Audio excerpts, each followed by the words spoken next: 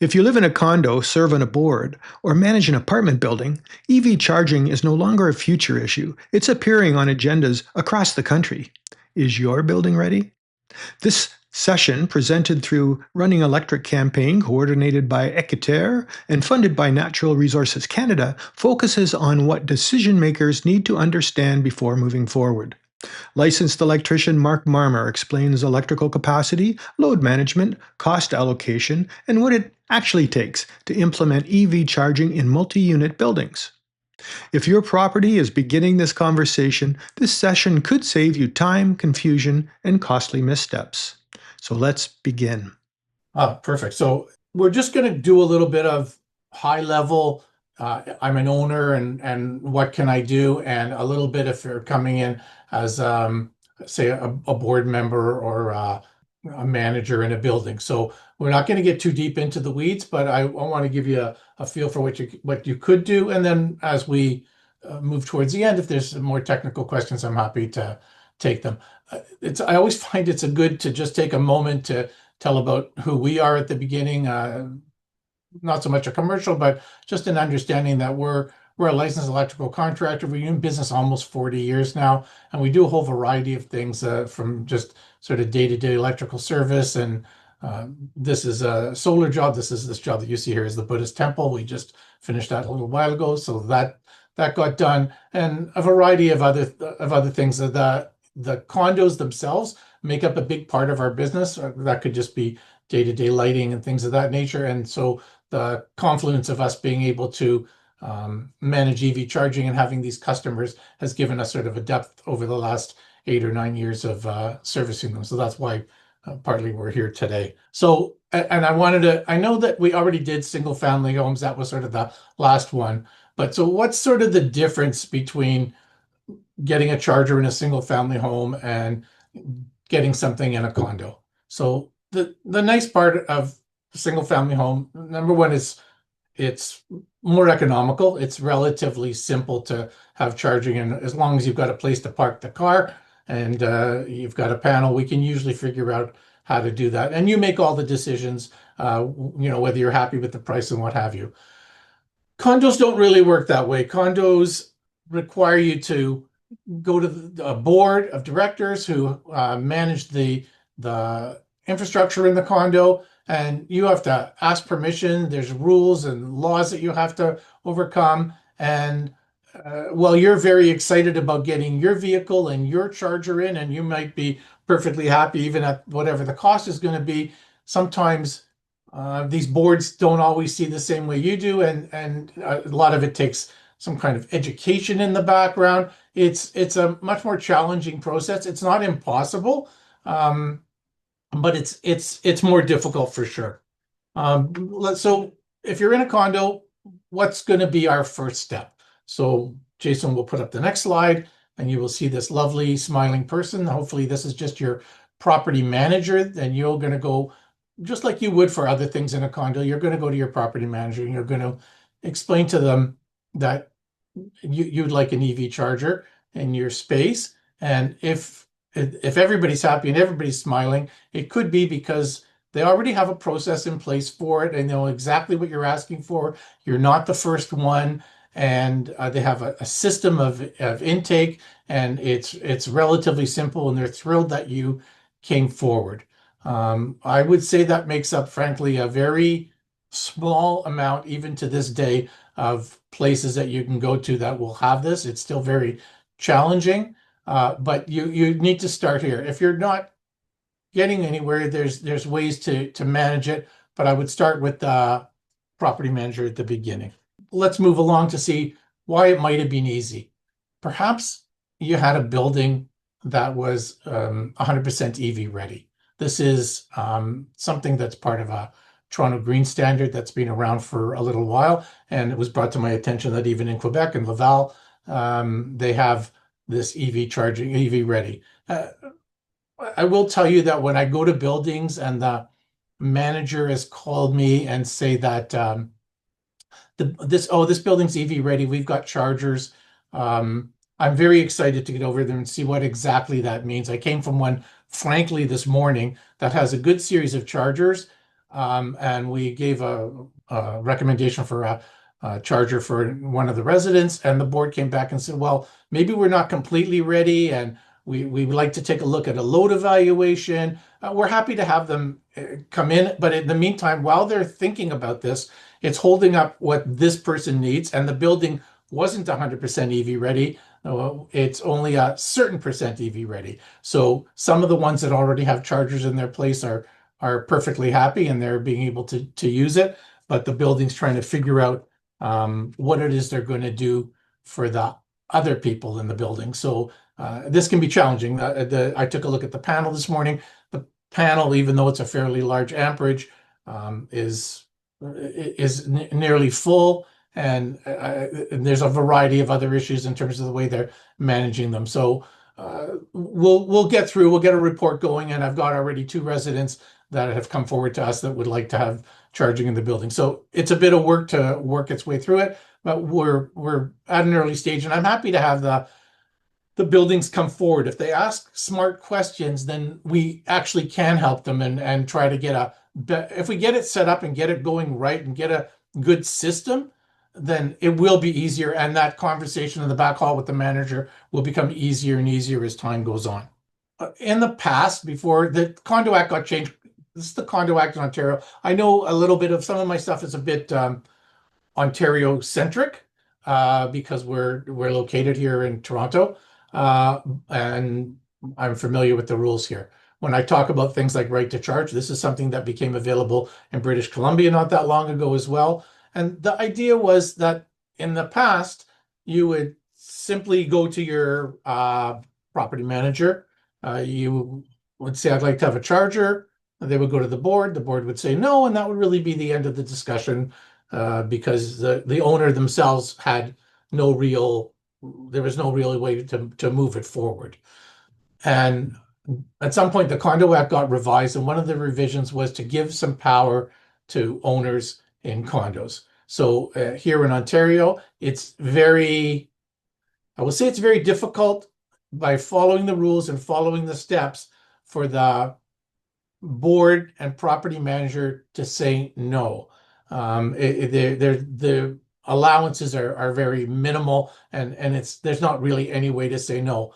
But it still can be a very challenging process. The boards sometimes ask for all kinds of things that weren't necessarily part of the law, and it frankly leaves the owner when everybody's on the same page and they all want to move forward to having charging, and we're all moving to the same end, it's not a problem. But when we're butting heads, we end up with a very difficult situation, and we don't want to be having a situation where we're having to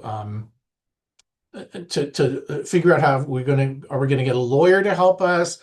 Do I have to go to the condo authority and request some assistance? This is not really an ideal arrangement.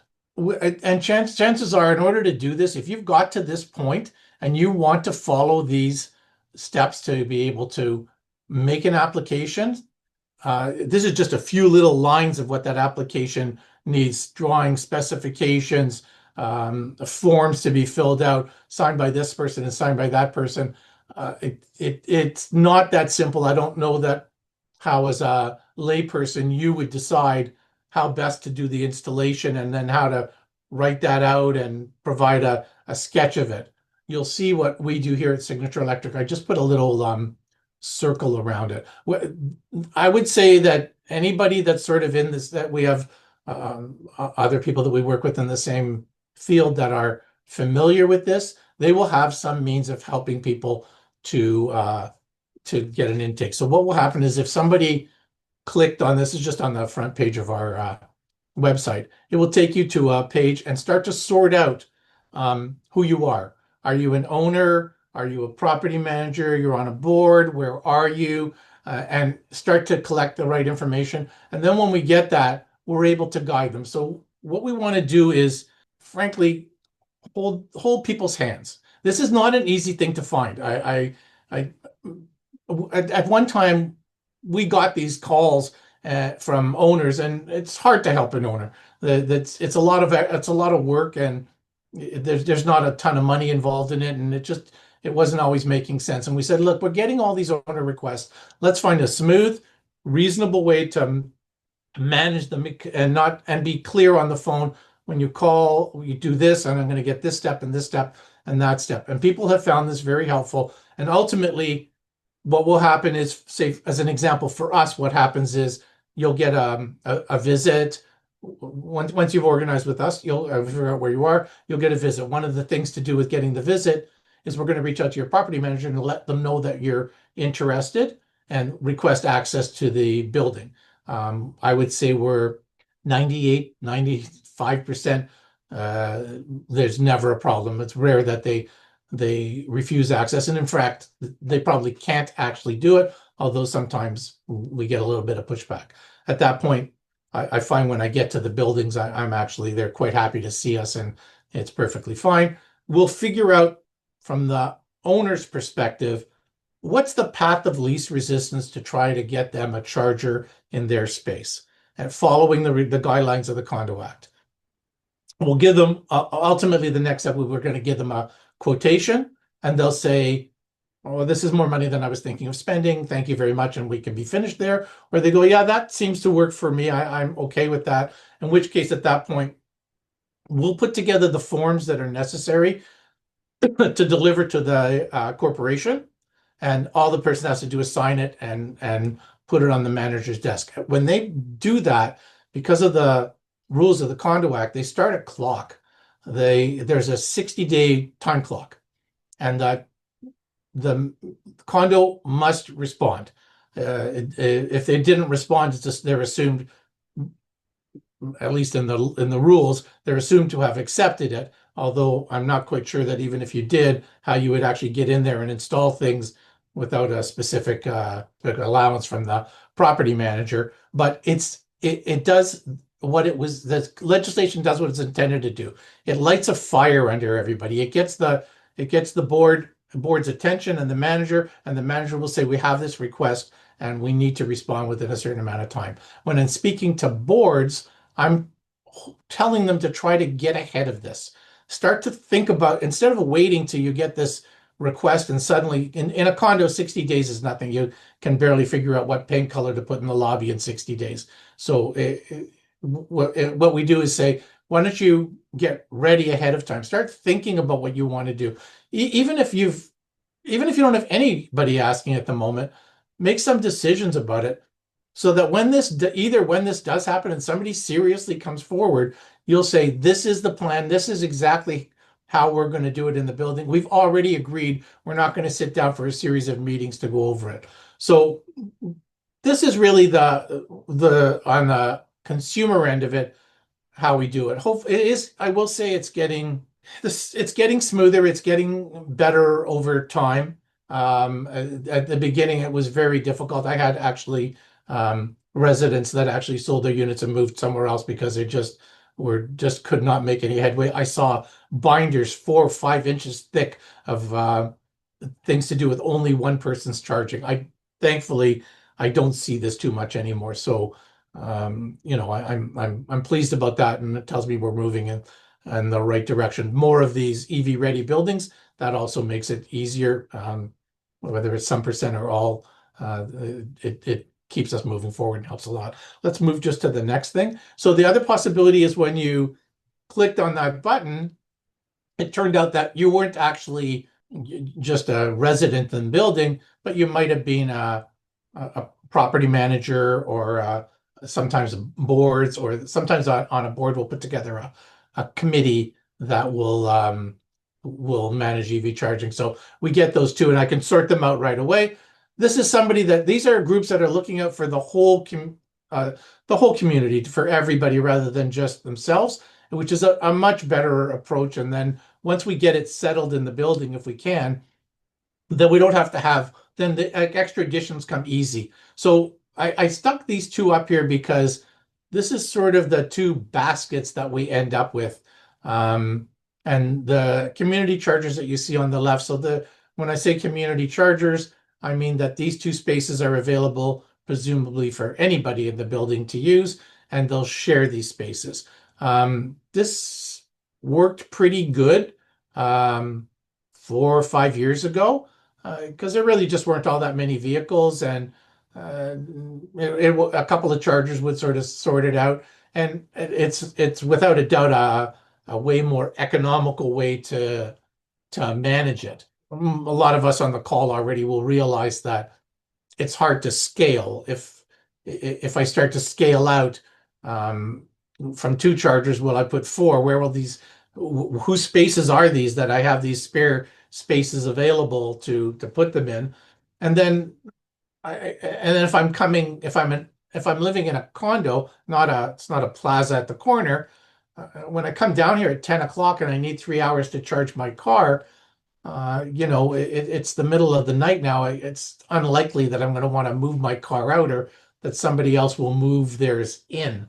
So this has its limitations. So we don't see it as often. And I don't actually, when the boards come forward, I don't hear about this too much anymore, which is from my perspective, a good idea. Um, what you see on the right is more typical. This is a building in Oakville. They have quite a few chargers. These four just happen to be two and two, but each one of these chargers belongs to an individual. It's exactly the same as you having a charger at home. This is only your charger. Nobody else can use it. It's got a tap card authentication so that when you come to use it, nobody else can plug into your charger. You'll As part of the requirement of the Condo Act, this charger and the piping and wiring and electrical safety authority and anything else that went with it, and some legal fees and things, these are your responsibility. And if the charger doesn't work, it's your responsibility. The charger belongs to the person. So that's good from the perspective of the property management. They don't have to be involved in managing these chargers. And it's the advantage on simply is the way the law works anyways, but the advantage on the owner's end is that this is something that's going to carry on title when they move. So uh, in a lot of cases, when we see these chargers in the condos, we get a pretty good uptake now when we go. We used to get one or two, and then we would get some infrastructure in place. We would get one or two chargers, then we get a few more and a few more. We just finished a job, not this job in Oakville, but another one, and we had between two buildings 40 chargers right at the outset. People came forward. Well, I think you can imagine that there's probably not 40 new electric vehicles, or those people didn't have them. They just simply see value. If what For whatever this cost, I think they think that it's twice the value of what they paid for it. And then it gives them, so even if they never get an electric car, when the unit sells, they're selling a unit with an amenity, which they like. And then the other piece is, if it was me, I would prefer to have my charger before I brought my car home, whether it was in my house or wherever, so that I know that I'm going to have a very smooth transition to my EV. So this gives them a chance to put it on. Sometimes they'll put a bag over these to keep them clean and what have you. So people do see these as a real advantage, and I the ones that are more successful when we put the infrastructure and whatever is, that are the ones that will take the time to communicate with the residents, and tell them proudly about what they're going to do.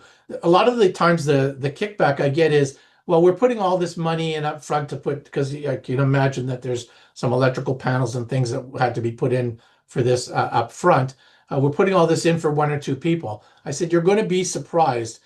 First of all, you might legally have to put it in for one or two people. That's one possibility. But look at it on a positive note and think about what you're doing. Talk about it positively, and you will be surprised at the uptake. And when the building I was talking to you about with the 40 chargers, a lot of the chatter was, well, we're older people and what have you. And that age thing just simply didn't work. They were they were smart enough to see what the value would be, and I don't think that the cost was a problem for people owning these sort of really nice condos down by the water. So don't assume because of a certain age of the build of people in the building that they wouldn't they wouldn't put these chargers in. I told you I wouldn't get too technical, but I want to get a little technical. So Jason's going to move to the next thing, and I'm going to show you This is just a main service. I see these 6 times a week. This is the main service that comes into your building. And this is the ultimately, with very few exceptions, this is the amount of electricity that we have available to use. This would be either in a new build or an existing building. The chargers that I showed you are not just regular home chargers. They have an ability to interact both for billing and for what we call load management. I can turn the output of the chargers up and down, and the goal is to try to have as many chargers as possible using as little of this electricity as possible. And we now we monitor the panels that we put in, we monitor the mains to be able to make the best use of that electricity at any given time. Certain times, even in heavier usage times of the day, we find that there's more energy available. If I can make that energy available to the chargers, that means that the people that are using the chargers will have a much more positive experience. Again, if I just wanted to talk about load management, I could probably spend a half an hour on load management at all. So we're just going to move ahead a little bit more. I just want to, so I've told you whatever I've told you. Imagine that you're a board member or property manager and you're trying to sort things out. This list that I have here, this is just a list. This isn't even up to date. There's way more people. Some of these people are installers, they're software providers, they're providers of charging equipment. It could be a combination of those things. I didn't include really too many actual contractors here. We could end up with a charger in what sort of, when I say condominium, I think everybody pictures this picture that I have here, this sort of tower. It just, this is simply not the reality. Buildings look all kinds of buildings look all kinds of different shapes. It could be a condominium townhomes are with individual meters are managed in a different way than we would do for a high rise with the service that I showed you. Apartments are another challenge. Apartments tend to be a bit older, so they don't always have as much electricity. Apartment dwellers do not have the access to the right to charge or the Condo Act, so that's a bit more challenging. But we're coming up with imaginative ideas for apartment owners. One of the nice things about apartment owners is that they have control over the space. They can move chargers into particular spots and make a little zone like we talked about. Even that could be your assigned area, or they might do well with a few chargers. It's a possibility. So we try to work with them a little more challenging. We don't really want you to be paralyzed. We want you to find somebody, whether it's me or somebody else, who has a depth of experience. I'm trying to show you how many things you need to know, how long it took us to figure all this out, to be able to try to break it down, look at the situation in your building, and decide how I can explain that to you in a simple a format as possible. Because I can tell you that education is the actual doing of the work is relatively easy, but educating them, helping them through their finances, ultimately what's probably happening in say a condominium as an example, is they don't actually have this money in the budget to do this work. They have to find this money or find a way to, how are they going to recoup it over time? Where are they going to do this? And you have to be sensitive to this. And you have to try to find ways, if you can, for them to be able to maybe work their way into the system. Our last slide and is this is really the message I'm trying to tell you. One size doesn't fit all, either for the owners or for the property managers or for the properties. They don't all look the same and they don't all to be treated the same. You need to figure out a way to find a professional that's going to help you and guide you through this process, and then that's the best way to move forward. So hopefully that's been helpful, and if we're lucky, we've got some questions that have been sparked here. What do you think, Tim? Yeah, great, Mark. Thanks very much. Obviously, this is a subject that you could get into the weeds with very easily. Yeah. A lot to cover and a lot of, like as you say, one size doesn't fit all. So it's hard to answer every possible scenario. But we do have some questions, Jason, and I know Jason's been keeping an eye on them. So I looked quickly, some good ones there. Okay. Jason, would you mind jumping in here and taking us through some of those? So our top question right now is, would it be possible and less expensive to install dedicated 240-volt outlets for charging so that owners can use the charging station that comes with their vehicle? What advantages and disadvantages do you think that approach would take? Well, we talked a little bit about load management. So again, when we say not one size fits all, usually we load manage at the charger end. We will be able to turn the charger up and down to allow for more people to charge. If I if I did what you suggested, was just put in a receptacle, I would, if it's a 50 amp receptacle, I have to provide power at 50 amps. And it would, if it didn't have some means of control on the back end, then it would be considered 100% load. And I would put a 400 amp panel in, which would serve, I think, 15 chargers. Well, that's a pretty big panel to serve very few chargers. And the reality is it doesn't, wouldn't really be used that way. People only need a few hours to charge. And so if I could charge more cars overnight, people, even frankly speaking, even in a residence, I'm not a lover of plugging in the charger. First of all, the chargers don't all come with the cars anymore. This used to be. Now even Tesla has gotten away from it. It was a stepping stone for them to put these in, and ultimately Tesla would like you to put in a charger on the wall, hardwire it in. That's why you can buy these things, but they don't come with it. We lose this opportunity for load management, and the load management is so critical. And then there's the other piece. So now it's fine if I give up the load management. The electricity that you use got paid for by somebody else, got paid for by the building, and the building would like to recoup that. So how will I meter that information, that charging stuff, so that I can get it back? When I use network charging, this is all part of the Open Charge Point protocol. That's the back end of the charging system, and it happens relatively seamlessly. And like the slide that I showed you, there's a whole variety of back-end providers that help to do this billing and power management and authentication. That's the other piece.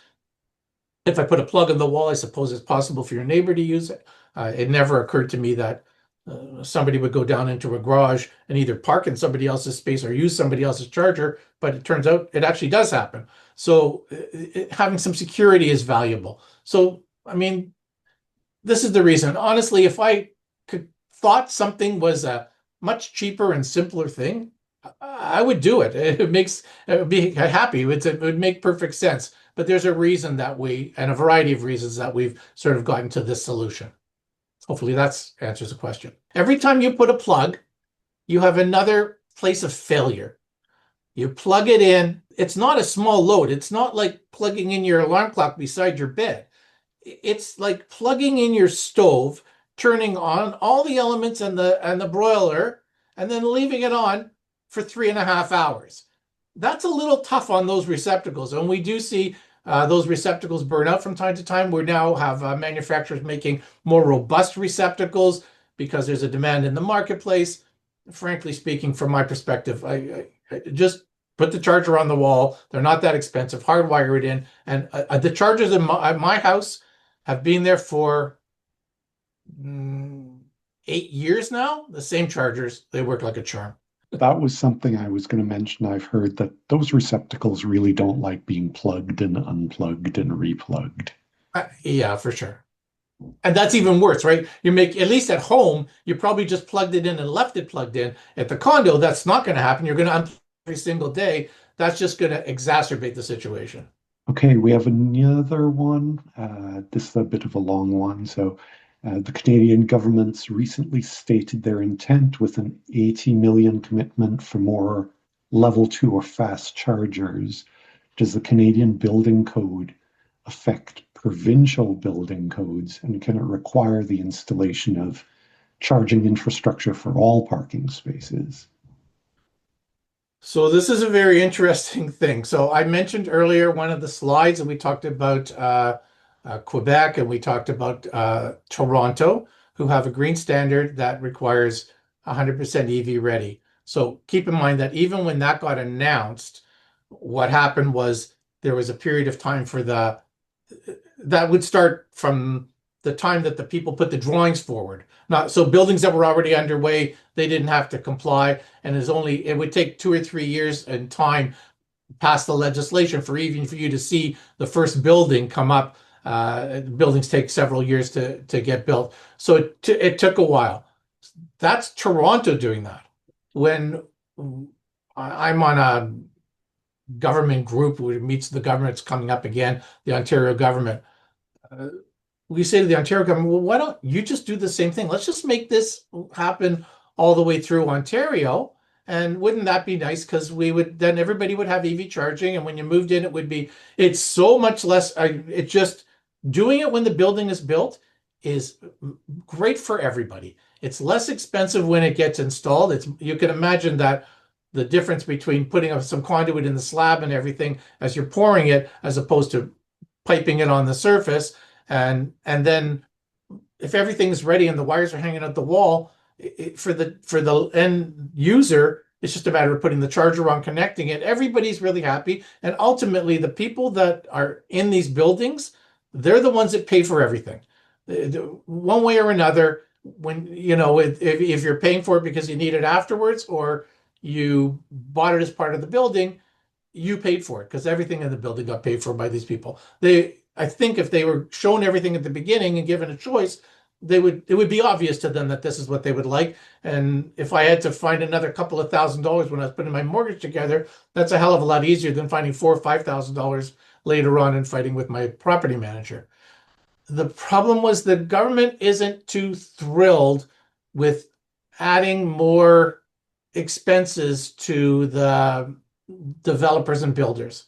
They're very hesitant to do it.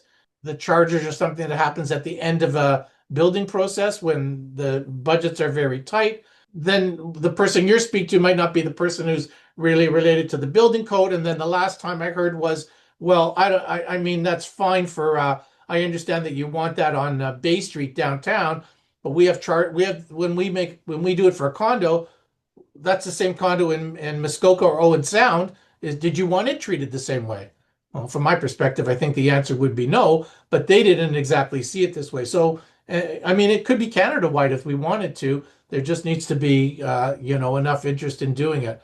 And listen, it's a very challenging moment right now in the economy in general and in building right now. A lot of these condo builders are finding that they can't turn their product over. Some of them are making them into apartment buildings. The ones that haven't started the building or have stopped building it. It's put people out of work. In the meantime, it's very challenging. So these are not easy discussions. But I know that was maybe a complicated question with a complicated answer. Do you think I caught it there, Jason? Yeah, it is a big deal for something countrywide.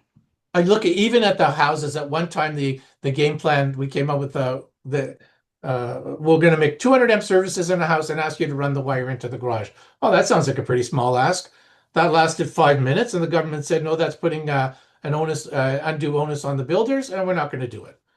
Part of this is about future proofing, though. I mean, we know what's coming in terms of electrification. It's almost crazy to think about a brand new building or one that's partway through and being finished that doesn't address the infrastructure, at least rough it in, right, for EVs because they're coming. I think this group is absolutely agreeing on that. Okay, next one. This is something you touched on. They're asking, even if community chargers are no longer the norm for condos, do you think that they're the best options for rentals? I think probably realistically, some kind of thing like that, it would work better in a rental. Let's just divide rentals into two things. We have brand new rental buildings that we put chargers in, exactly the way I talked about, a bank of 10 or 20 chargers, and people use these chargers when they come. I'm telling you that these chargers are occupied and used immediately. People are thrilled. These become their spaces, and then they're willing to expand. Keep in mind now we're talking about a slightly higher end type of rent, a nicer, newer building. They've got newer infrastructure. There was some planning that came. These are very popular in new builds, and also that the developer does have to actually rent the spaces. So having some amenity that helps the spaces rented is good. That being said, we don't see a ton of rentals, but some of that might change. What most of us think about are your sort of 1960s, 1970s, 1980s buildings.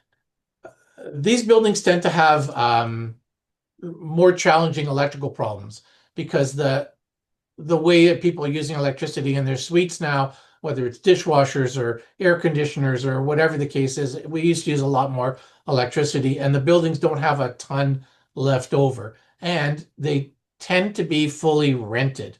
So they're not needing if there isn't something in it for the owner, they're not needing it. So sometimes that's what we try to marry together. A very low cost or maybe even no cost to the owner, a little bit of a revenue share, kind of like you would imagine washers and dryers, right? People need washers and dryers. The owner gives them a space to do it. The washer dryer people take care of everything and kicks back or provides a little rent to these places, and everybody's sort of happy. I think that could very well work in a rental building, and you could see how it is. You keep in mind that in a condo, they're obligated to take care of everybody.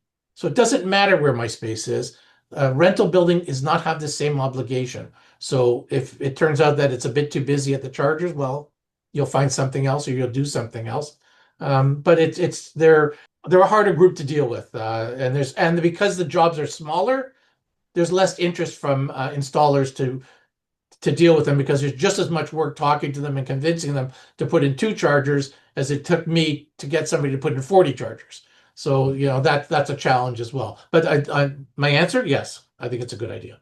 Okay, I'm going to consolidate a few kind of related questions. So someone's asking, on average, what would it cost a user to purchase a level 2 charging station for their slot? And what would it cost in Toronto for, I guess, for a year for electricity? Okay. Roughly. No, it's okay. I purposely did not get into sort of a sales piece to this. I didn't want to, it was confusing enough as it was when I start to lay over all kinds of things where you could lease something or somebody else could own it in the meantime, or you could rent it, or if I started down that road, number one, I'm not an expert in everybody's sales technique, but it's another layer that makes it very complicated for even well-meaning boards to be able to figure out what the best decision is and how to move ahead. So let's just talk about it for a sec. It's okay. Uh, I think by the time you have a sort of a day's labor and some pipe and some wire and what have you, you might have spent $3,000 or $4,000 putting in a charger. Maybe a bit more, depends how far you are. We try to, when we're setting, I didn't get into this in the slides, but the setting up of the infrastructure properly to try to keep the runs not too long for people is what helps to keep the cost at a reasonable level for everybody. You can imagine that a charger that's 100 feet from a panel and one that's 400 feet from the panel are not going to cost the same amount. The chargers are a little more expensive than what you get in your home because they're OCPP chargers, they're network chargers, so they're a bit more expensive. There's also going to be likely some legals. You're going to need to put this on title, and that could be another $750, depending on what the lawyer's charging. You'll deal with the condo's lawyer, could be $1,000. So I don't know. You could be 4, 5, 6, something like that.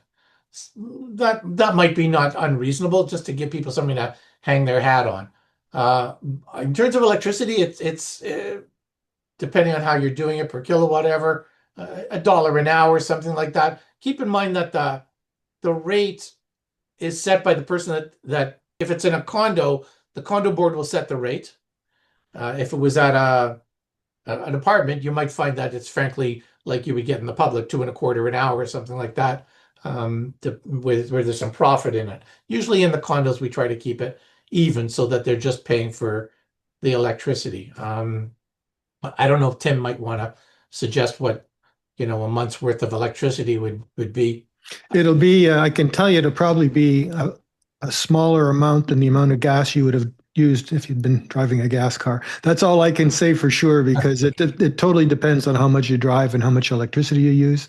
But it'll boil down to, if you compare the two, that you're farther ahead with electric than with gas, regardless of anything else. And Tim and I are very recently very busy trying to change the narrative a little bit, because this question about how much I appreciate how much the charger cost is important, but what does it cost to put electricity in the car and this and that? I'm hoping that most of the people in this call drive already an electric vehicle or are going to drive an electric vehicle. Try it. You'll see it's a completely different experience. And I think that ultimately it will be less expensive, but at some point or other, let's just simply buy the vehicle that, just like you did with gasoline vehicles, buy the vehicle that suits you, whether it's we're getting better on price. We're not quite there yet, but whether it's price wise or finish or whatever it is, find what suits you, be happy with it. And it's a very nice experience driving an electric vehicle. So cost aside, because those things can change, right? Yeah, as we say, nobody buying a gas car today really walks into dealership and says, "What's the cheapest one you got? That's the one I want." They're looking for certain features, benefits, and a platform that suits their lifestyle, and it's the same with electric. Yeah, and I think we'll soon have. We need to work a little bit more on the. I think we're getting away from charging, but a little more on the lower end. We still cars in general are still quite expensive, so hopefully some of that's going to be able to be taken care of soon. I won't stray too far from what the topic was. And I think, Jason, we said we'd keep this to about 45 minutes, and we're darn close to it. But let's some really great questions here. Maybe we can do one more if there's a juicy. And I can speed through a little bit more if you want me to. I don't mind. One more quick one. Someone's asking, if I don't drive too much, what do you think about just a regular 120-volt plug in my parking spot? Okay, so this is two slightly different questions. If again, I think people are looking to save money. You may have a difficulty getting somebody to allow you to put a 120-volt parking charging thing in your condo, but you might do it at home. So I just want to comment on this sort of level one. This is our level one, level two, level three discussion. If you happen to have, say, a plug-in hybrid with about 50 kilometers of range, and you plugged it in every night in your home, this may be completely adequate and work like a charm. And if you didn't drive too often, that's correct, and it might work perfectly fine. The problem is I don't have power management. I don't have any way to measure I don't have an easy way to measure the energy that's being used. It becomes more complex, and it might not be allowed. But yeah, it's people manage, actually, surprisingly. Some people, depending on what their driving habits are, they can manage this way. Most of us want a little more flexibility than that. Thank you, Mark, for sharing your expertise, and thank you to everyone who joined us and for your thoughtful questions. You'll find helpful resources and links in the description below. If you found this video valuable, subscribe for more practical EV insights and expert discussions. Thanks for watching, and thank you to Running Electric and Equiterre for initiating this important conversation.